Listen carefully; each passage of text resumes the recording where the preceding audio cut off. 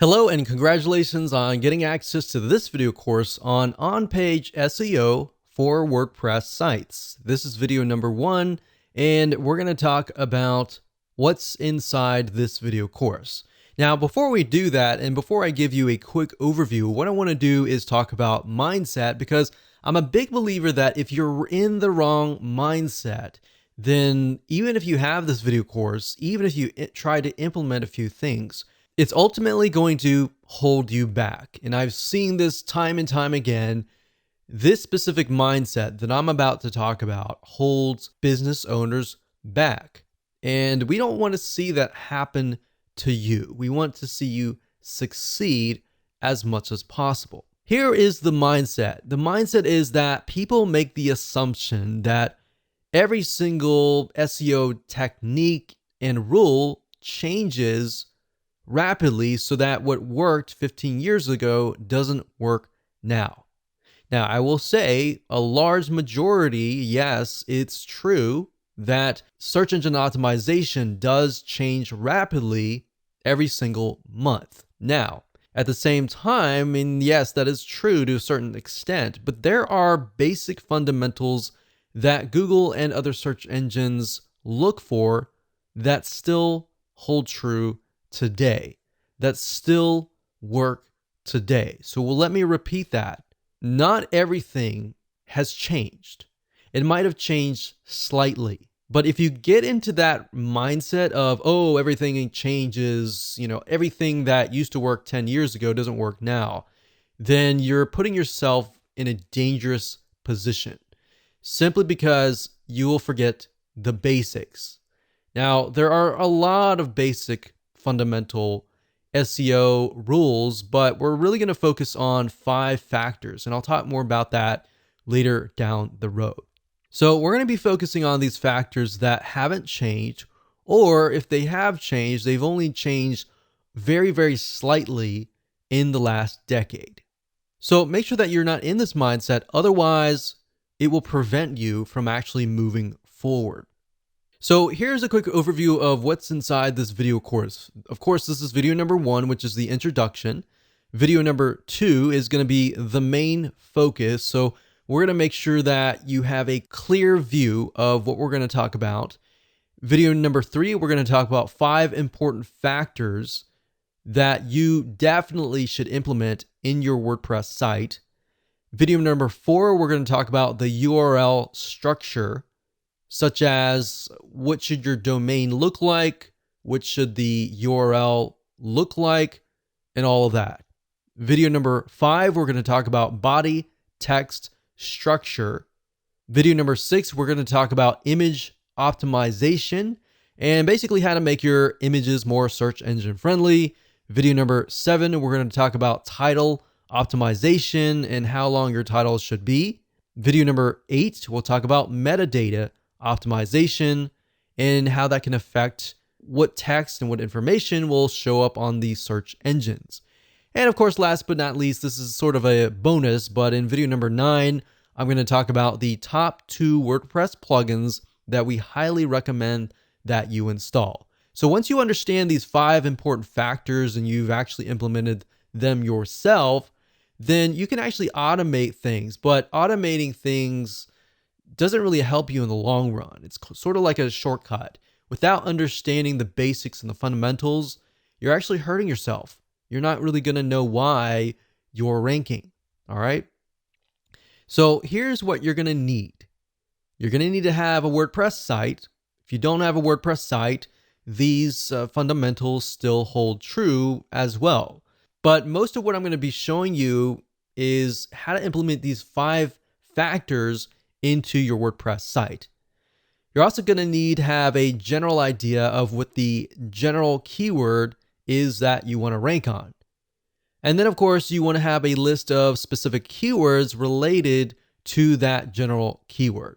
And the reason why you need to have these in hand is because you're going to use these in your body text, your title text, your metadata text, and even your image alt tag text.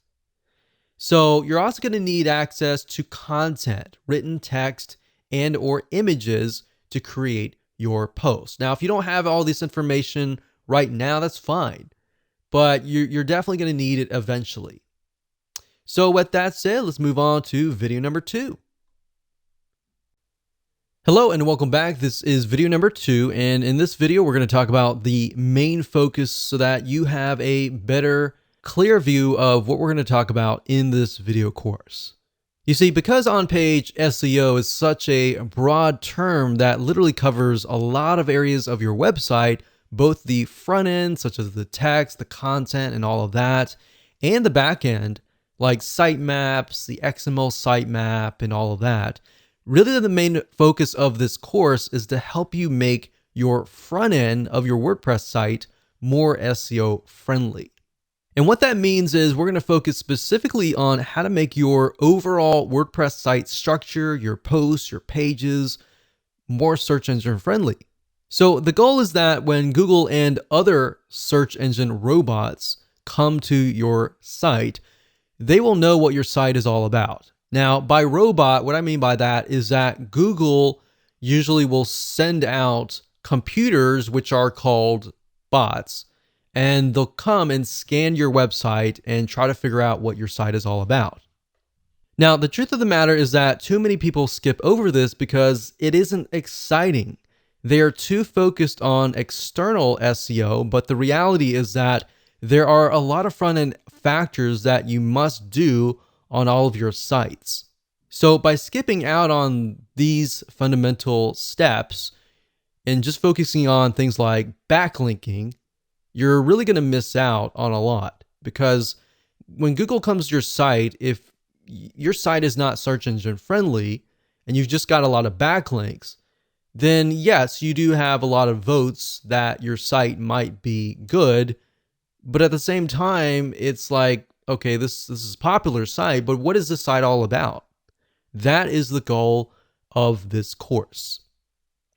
Even though that seems basic, it's very often much of a skipped step. So once you get in the habit of doing the following and implementing these 5 factors, you'll actually be ahead of most of your competitors. So the good news is that most people don't do this. So the fact that most people don't do this and you're doing this, you're going to get ahead of them.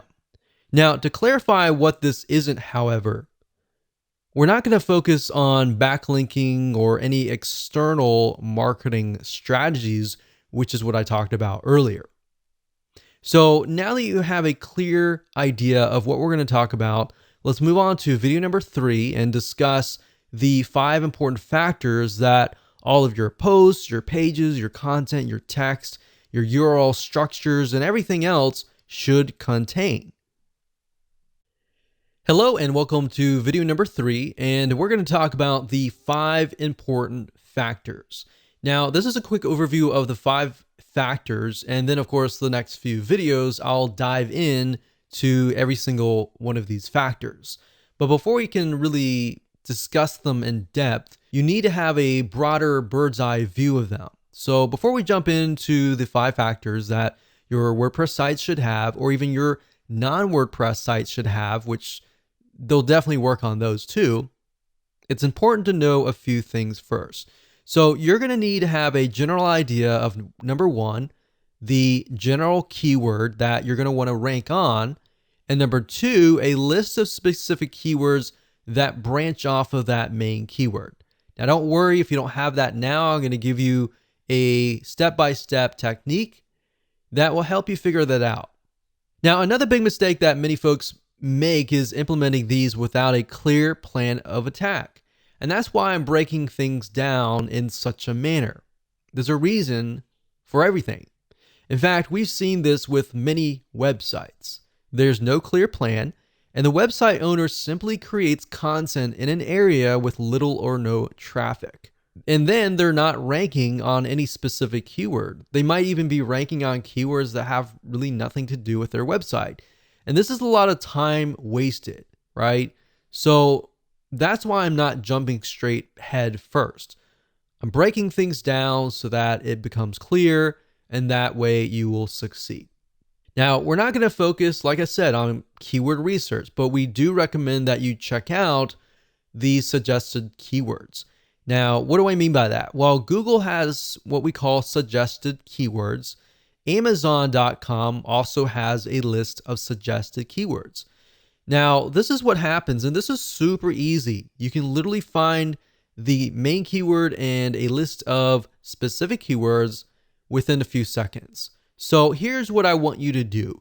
You can do this by going to google.com, for example, and typing in a general keyword.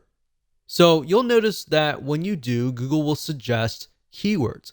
Now, in order for the keywords to appear in the suggested box, that means that there's a ton of people that are searching for those keywords. So in other words, there's a high volume of people searching. So when I typed in the keyword survival kit, out dropped a drop down saying, well, these are other Google suggested keywords like survival kit list, ideas, Amazon, food, and backpack. Now, there's another way of doing this. If you type in the keyword and you press enter, then what's going to happen, and you scroll all the way down to the very bottom, you're going to see a list of words. So if you scroll all the way down the bottom after you made that search, you're going to find additional keywords right here where I've put a red box here. So we can see additional keywords are things like military survival kits, survival kit list, best survival kit food, items, wilderness survival kit. So we can see not only are there different keywords, but there are also different types of survival kits for different scenarios and different settings. So that gives us an idea of, okay, we can write an article on survival, military survival kits, or wilderness survival kits. So these could be totally different articles. So now that you have a basic understanding of basic keyword research, let's move on to the 5 important factors.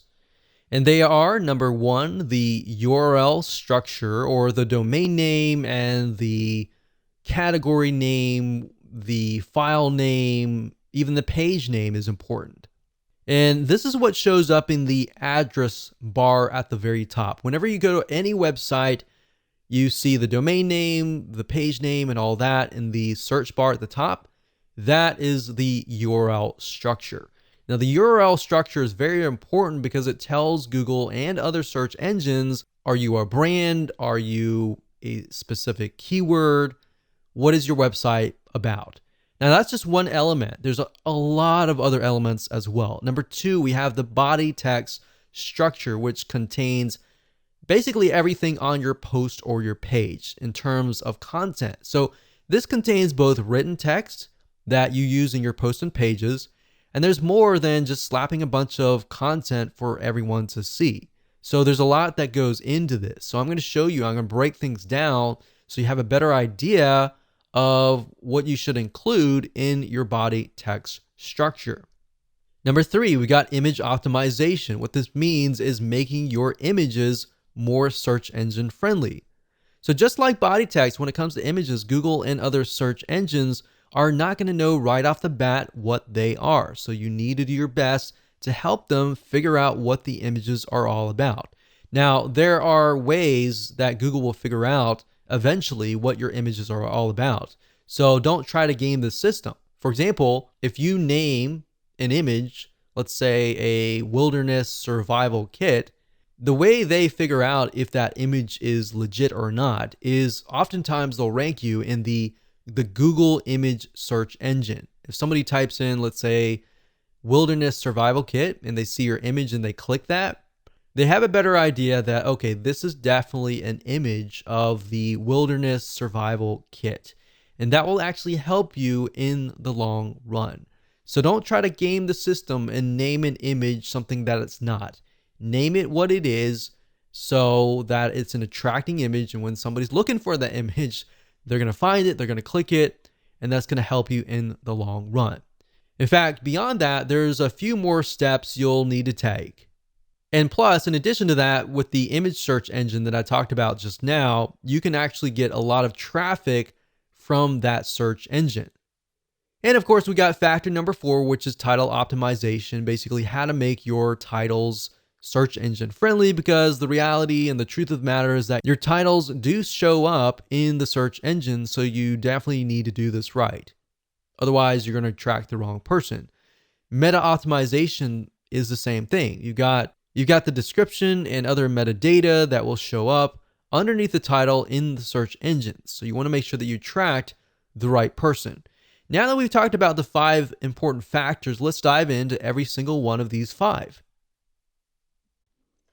Okay, welcome back. This is video number 4, and we're going to talk about the URL structure.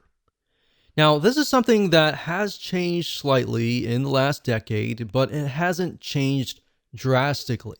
Now, before we discuss what you should use in terms of a domain name and your URL structure, let's discuss why this is important.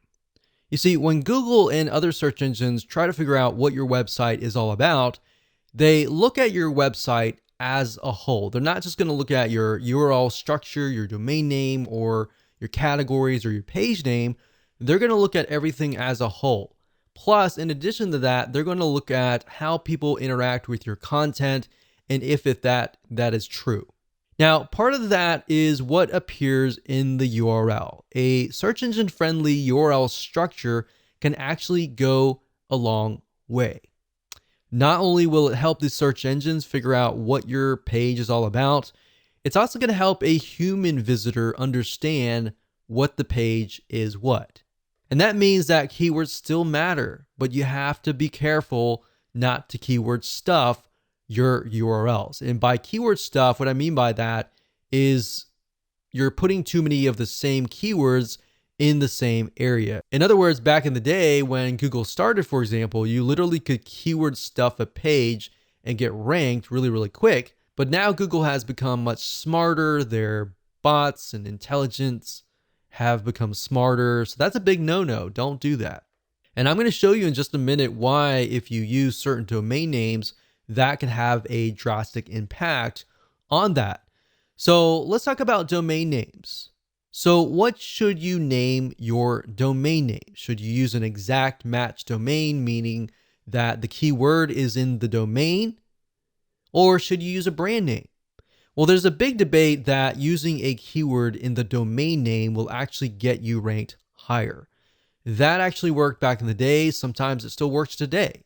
And there's really no right or wrong answer. Literally, at the end of the day, we don't know. Nobody knows what Google wants. In fact, what we found now is that there's so many exact match domains and so many people that are using keywords in their domain names that it actually might help and it might not. And that's why you need to make sure that you don't look at one element, but you look at the whole website as a whole. So yeah, that was quite popular maybe 5 years ago, something like this, yourkeyword.com.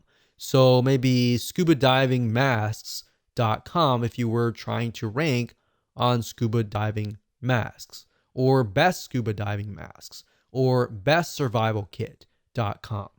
And that used to work and sometimes still does, so we can't really say for sure that if it doesn't or it does. We've noticed that it does, but we really can't say. But if you haven't noticed, Google really likes brands. They love brands. And the reason why they love brands is because brands are here to stay. If you look at a brand, it becomes a culture and it's got a following. And that's why Google loves brands. Something like this, yourbrandname.com. Now, Google is quite smart and has robots that know that people are trying to keyword stuff or game the system in terms of domain names or domains plus the URL structure. Now, we've had success with brand names, so we lean towards that as the long-term view. But then again, exact match keyword domain names work well for some other people as well. So we can't say for sure that if it's not going to work. So at the end of the day, it's really up to you. But what I'm going to show you in just a minute will reveal to you why using a brand name will actually help you, especially in preventing you from creating duplicate or keyword stuffing in the URL structure. So the URL structure looks like this. www.yourdomain.com/category/your-page-name. And that could be anything depending on how you go about naming that. And I'll show you that in WordPress, but we're just talking about the basic fundamentals right now. So let's say, for example, that you're trying to rank on red shoes. The problem with naming your domain name redshoes.com is this. Let's say, for example, that you have a category that is red shoes, blue shoes, yellow shoes, brown shoes.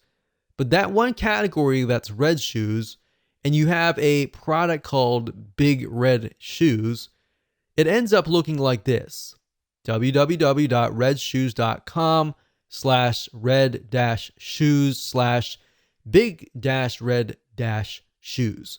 So you see what I mean here? You got red shoes, and red shoes 3 times in a row. That's not a good sign, because what that is keyword stuffing. Now, this isn't good because it looks like you're trying to game the system when in reality you might not be. But let's say, for example, that your brand name is Super Fast Feet. And as silly as that sounds, that's something that just came to my mind, and it'll make more sense.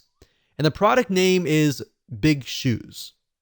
Now, I know that's not great, but hold on. It would look something like this: www.superfastfeet.com/red-shoes/big-shoes. So Big Shoes is a type of red shoes, but it belongs to the brand name Super Fast Feet, or the e-commerce store, or the digital store, or the local store. So by doing that, now you see red shoes only shows up once. Now, by using a brand name, you have the potential of selling other things. If you just do redshoes.com, you're stuck with only red shoes, right? But with Super Fast Feet, you could cover shoes, you could cover slippers, you could cover socks, you could cover a variety of different things. You could even cover lifestyle of running, exercise, and all of that.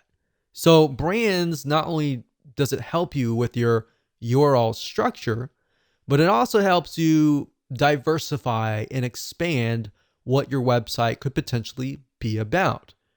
Now, in this case, the word shoes shows up twice, but that's okay. Do you see what I mean here, and why brands actually help you avoid keyword stuffing? Now, another tip is to make sure that your URL is no longer than 90 characters long. Okay, so first things first, go ahead and log into your WordPress site, as you can see here. And then what you want to do is access the permalinks to make sure that your URL structure is search engine friendly. So what you need to do is, to the left-hand side, go to Settings, Permalinks, and then we'll get to here. Now, at this point, you're going to want to choose Post Name. Click Post Name, click Save down here, and that's it. So what this is going to do is, every time you create a post in a page, it's going to title the actual post and page and put it in the URL. You see, if you choose a numeric, or if you choose anything like this, then when Google comes to your page, they're not necessarily going to know. They're going to look for the body text, but the URL structure is by no means search engine friendly. So as you can see here, the plain version is just $P = 1 2 3. As a human being as well, you don't really know what that is, right? So choose post name, click save, and that is the reason. Now, if you go on to a post or a page, so if you go to posts and choose a post or a page, this is what it's going to look like. So when you create a post and page, like for example, right here, this article here that says 10 different places to find credible freelancers online. If you have it here, you want to make sure that that is in your permalink. Permalinked is the URL structure. So we click on edit here. We can see that it says 10 different places to find credible freelancers online. So what you want to do is, obviously we can't change the domain name, but we're going to put the title in here, and you want to put dashes in between the words. And when you're done, click on OK, click update, and that's it. So that's as easy as it gets in terms of editing the URL structure. Now, of course, you can add them into categories. So if you you have a category. Let's say in this case, we have freelancers. The category could be freelancing sites. And then you could have maybe 10 different posts on freelancing sites. So that as a human being, you know that we're looking at this and it's under the category of freelancing. And you can create categories by going under categories and click on add new category and creating that there. And then make sure that poster page is checked for that category, click update, and you're good to go. And that's it. Hello and welcome back. This is video number 5. And in this video, we're going to talk about the body text structure. Basically, what should you put in your content? And as you're writing your posts and your pages, how should you optimize it? So what you write on your blog post and page should be first and foremost, definitely human friendly. And then of course, secondly, search engine friendly. See, a lot of people make the mistakes of trying to game the system, trying to make it so search engine friendly that they totally forget about who they are writing to. Now, Google at the end of the day really cares about bounce rate, and bounce rate, which we'll talk about later down the road, is basically if somebody stays on your page for a long period of time. If they just come to your page and they leave immediately and Google sees that, that's not a good sign. In fact, if they go to Google and they type in, let's say, for example, survival kit, and they go to your page and they don't like what they see, and then of course they go back to Google, Google knows that they just left your page, and that's not a good sign. And that will actually hurt your ranking. So if you merely write for the search engines, you're going to have to deal with the bounce rate, a high bounce rate, a low stick rate. Stick rate meaning how long do they stay or how long do they stick around? And that will have a negative impact on you.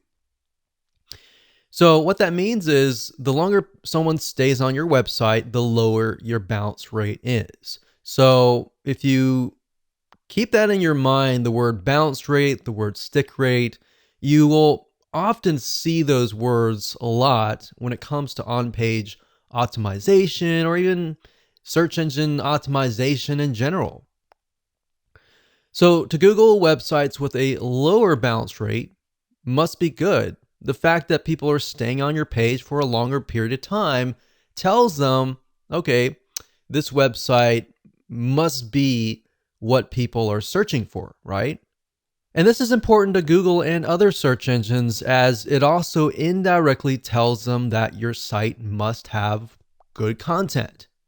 And then they're going to rank you higher. So that's just one of the many, many different factors that you're going to deal with. And that said, let's discuss some elements that you need to have in your body text. You definitely want to stick to one main keyword. And you want to have that main keyword definitely in the title of your page and throughout your page. So that keyword should be the same one in the URL structure for that post or your page. Now I'm going to show you in a minute. If we hop on over to WordPress, you can name it the title, and if everything is set up correctly, the permalink or the URL structure should have that keyword, and that keyword should be spread about. Now, you definitely don't want to make it appear too many times, otherwise that will be seen as keyword stuffing. So it should appear, like I said, in the page in headings 1 and 2, which will be in the body text. And I'll give you an example later down the road when we show it to you live in action. And it should be somewhere in the first paragraph as well. It should be bold or italicized. Now, don't overdo it. There are actually ways to get around doing this and make it look natural. You got to remember, you're writing first and foremost for the human being first. So when you put it in your text, you got to make sure that it is going to make sense to the human being. And you want to try to use variations of your keywords as well. So let's say, for example, let's use the example that we talked about earlier in the URL structure video, which was red shoes. So you want to try to use variations of the keyword or even synonyms. So Google at least is smart enough they have this huge database of words that are related. So as far as the body text and the other factors, what I'm going to do is stick with the exact same post that we looked at in the previous video with the URL structure.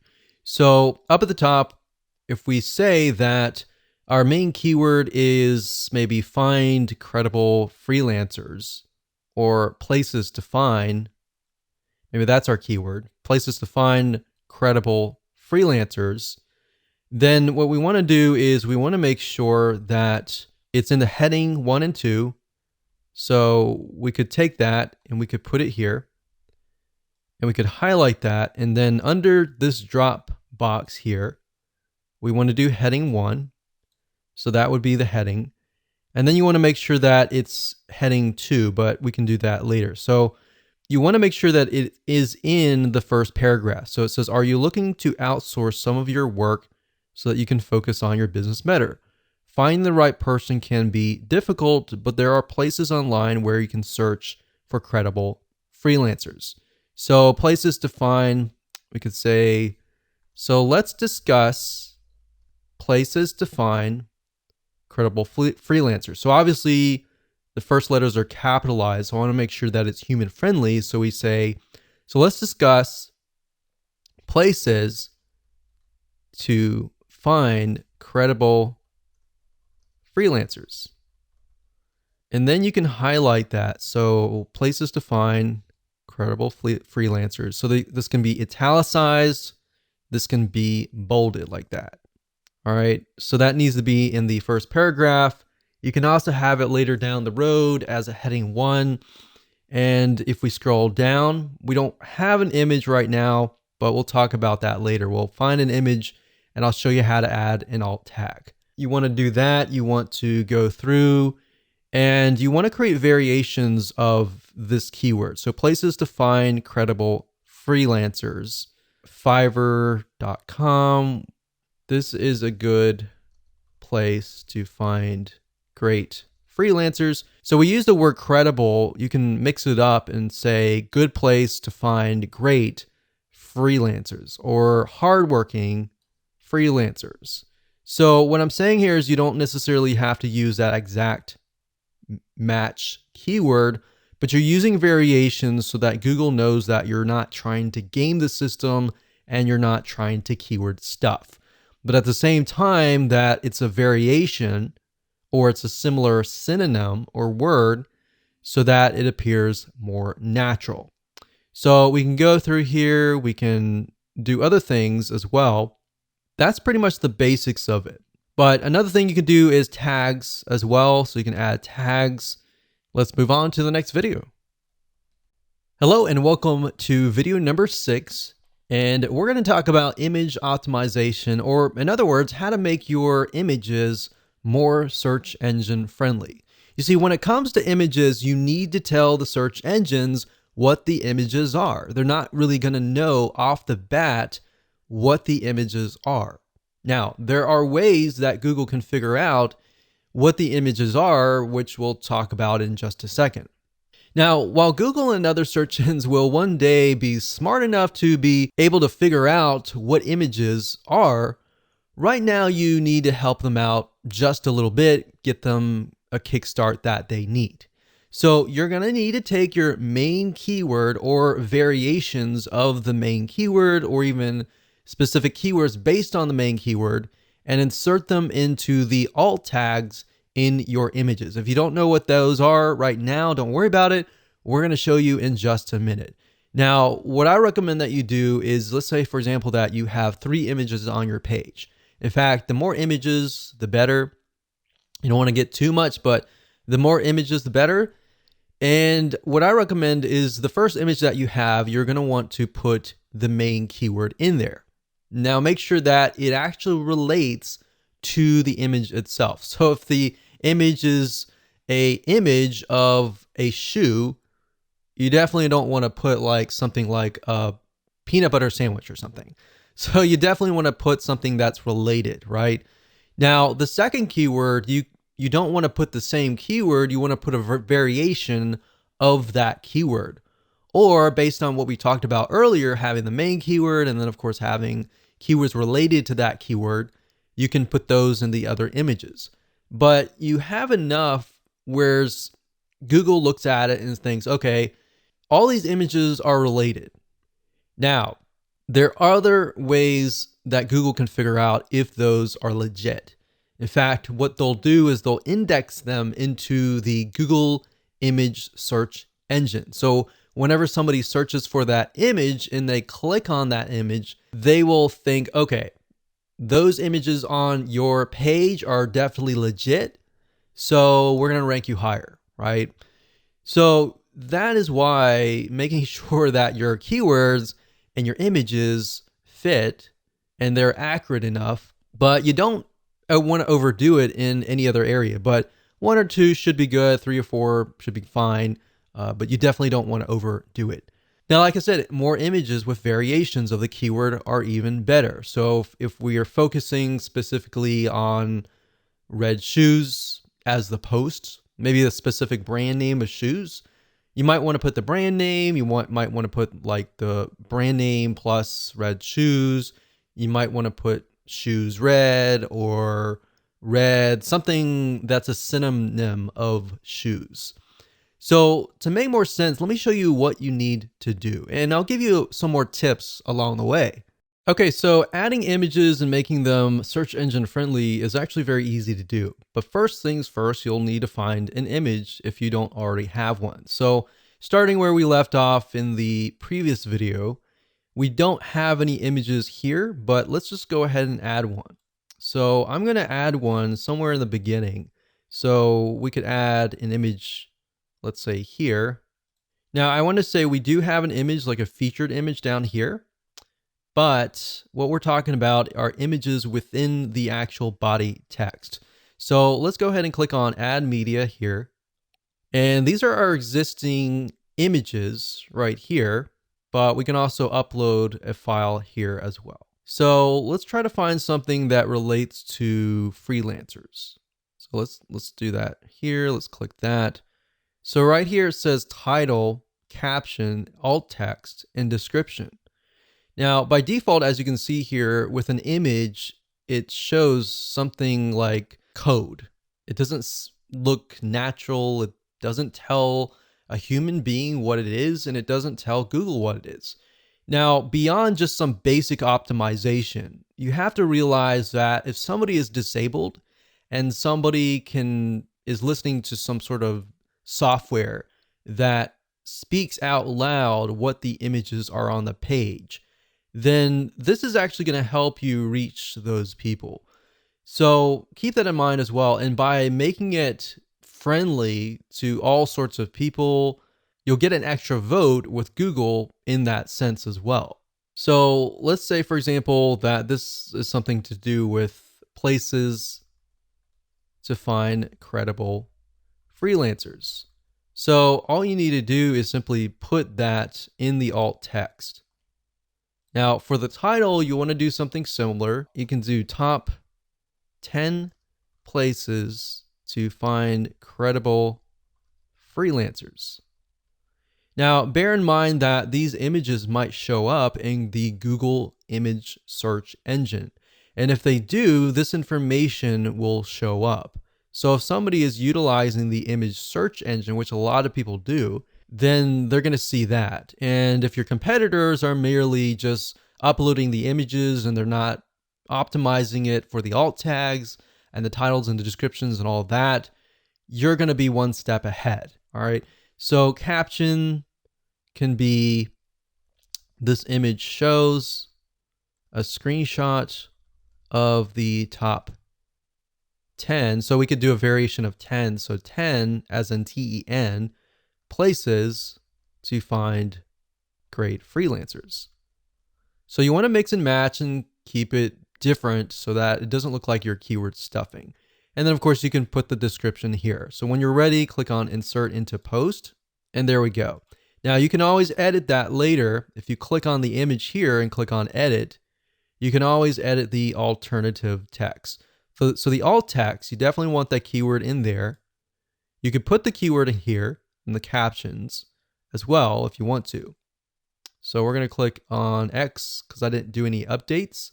And of course, you can add other images as well throughout the page, but make sure first and foremost, it is human friendly. And then based on that, you can create variations of the keyword. And of course, when you're ready, go ahead and click update.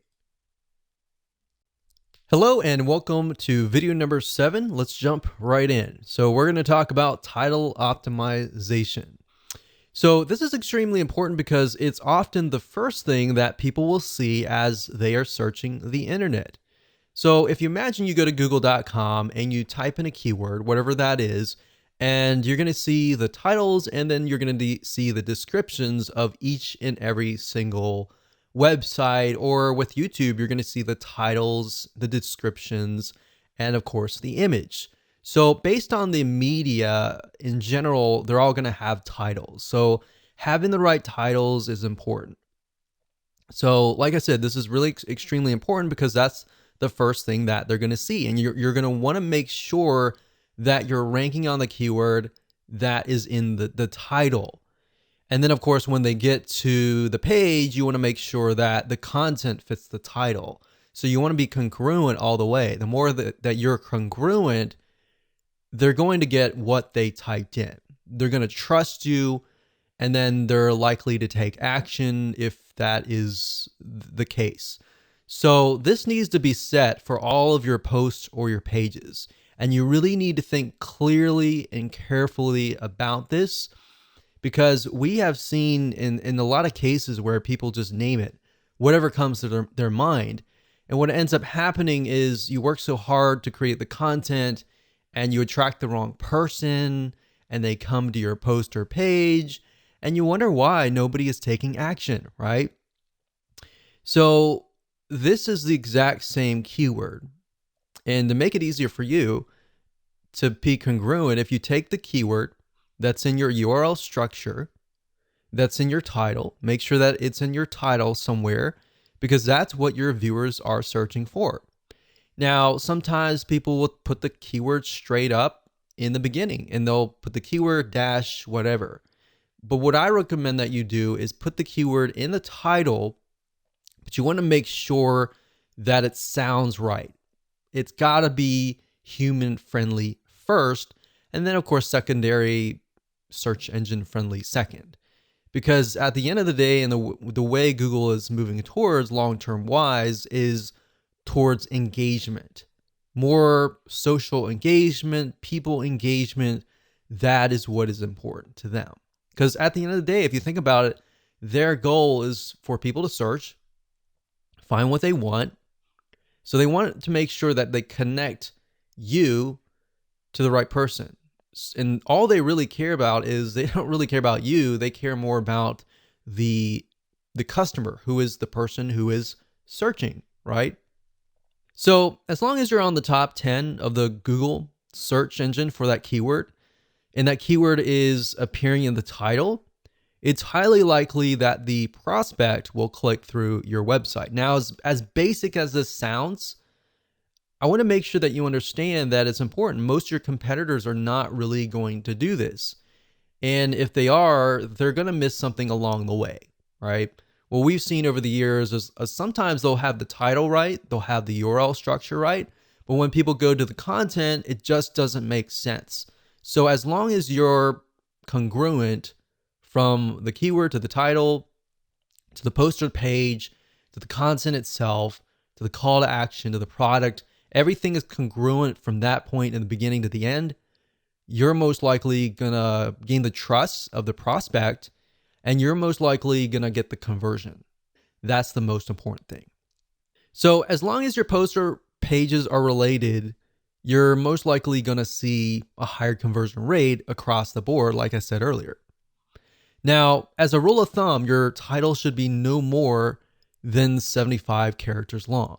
You don't want it to be too long, because psychologically that will actually overwhelm whoever is typing things in. And most people are just scanning, they're not reading. They're looking for what they're looking for really quick. So if you have something short, straight to the point, you're most likely going to win, as long as it's optimized and it's correct to that keyword. So now that we've talked about the fundamentals, let me go ahead and show you what you need to do to set this up properly. So we already briefly talked about the title, but this is your title, right? So a lot of times, let's say for example, that the keyword is places to find credible freelancers. Sometimes you'll find people do something like this, places to find credible freelancers. And then of course, they'll put the keyword first and then they'll put a sentence. You can do that if you want to. There's no proof that it doesn't work, it works or anything like that. But you definitely want to make sure that it is human friendly first and foremost. So in this case, ours is 10 different places to find credible freelancers online. Or we could do something like top 10 places to find credible freelancers. Now, whatever you do, if you change the title here, make sure that it's changed right here as well. So if we do that and we go back over here, we just copy that in, but we need to make sure that there are dashes in between the words. So what I'm doing right now is I'm simply adding dashes in between the words. So there we go. We click OK, and that's it. So the title is crucial. Now, I'll show you later down the road where you can use 2 WordPress plugins, which you can add more data like the metadata, the description data, and all of that. But for now, by default, if you don't have those WordPress plugins, what the search engine will often do is they'll grab the title. So we'll click update and that's it. Okay, so this is video number 8, and we're going to dive straight in and talk about meta optimization. So this is the description that is going to show up on the search engines. So just like the title optimization video beforehand, this is what people are going to see in this search engine when they search the internet for a specific keyword. So in other words, it's the description beneath the title, and you're going to need to make sure that this is set up both in your posts and your pages. And this needs to be no more than 160 characters long. So let me show you what you need to do. Okay, so we briefly talked about this before, but I'm just going to do a recap here. So we talked about the meta description being important. So for images, like I showed you with the image optimization, that's why the description is crucial, because if they're appearing in the image search engine, it will actually appear with that description and that title. Now, if you don't have a WordPress plugin that is installed, it's typically going to grab this as a title, and then the description usually is the beginning paragraph. So for congruency's sake, you want to make sure that's why the keyword needs to be in the title, the first headline here, and the description. And you usually want to try to put the keywords down here, but you don't want to put it too much. Sometimes it will look at how many words you have compared to how many keywords that you have. If you have too many keywords, you're going to want to add more text. If you have more keywords, you definitely want to add more images as well. So the more images, the more text that aren't really that specific keyword, the better.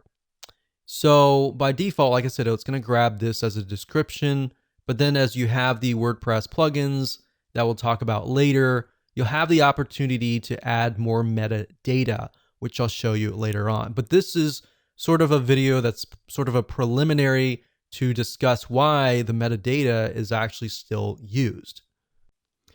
Hello and welcome to video number 9, and congratulations, first and foremost, you've reached the end of this video course.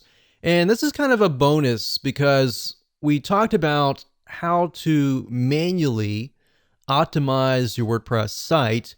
Now we're going to talk about how to automate the process. Now, the reason why I didn't jump straight into this was simply because you need to understand why things are important, what elements you need to have on your pages to make it important.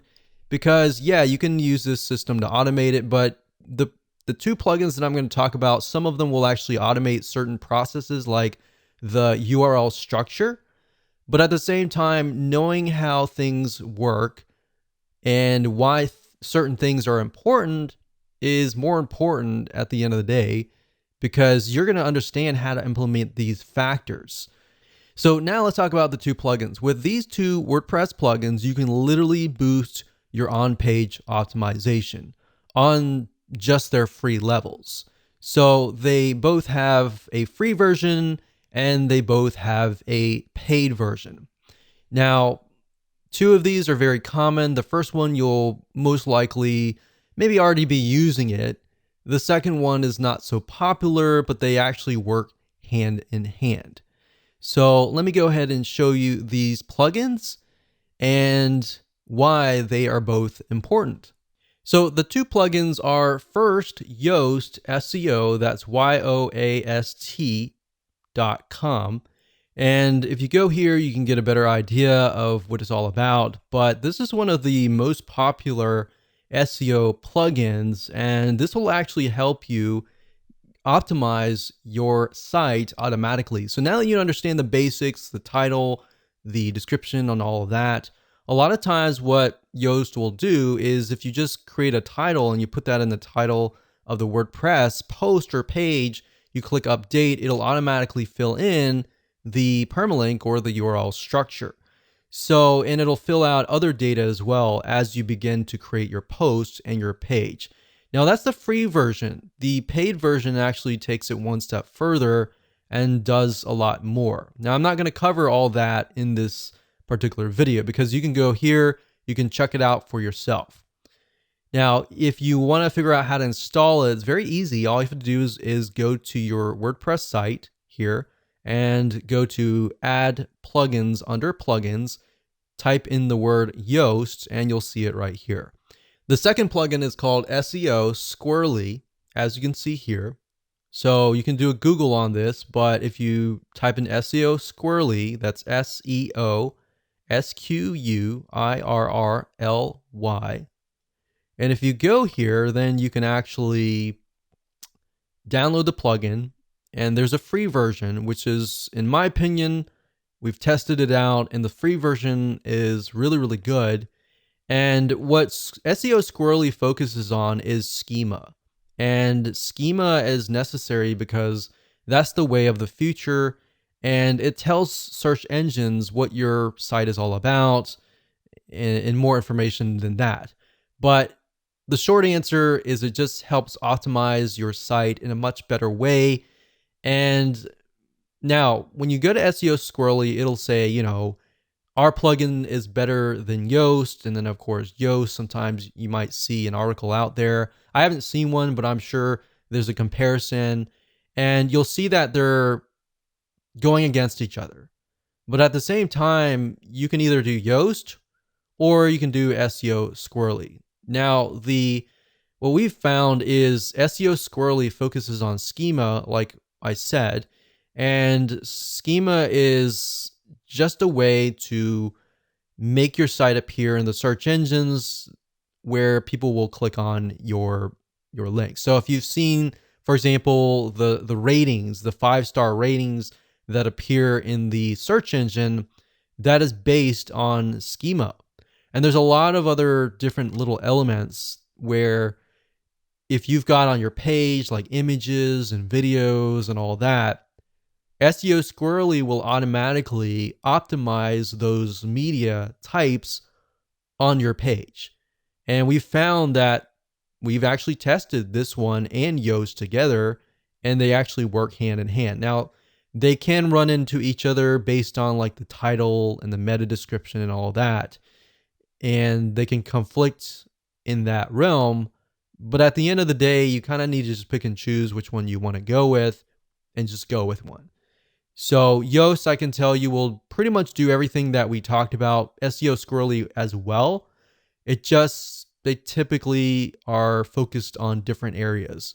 So my take on that is just install them both and just see what happens and use them both and go from there.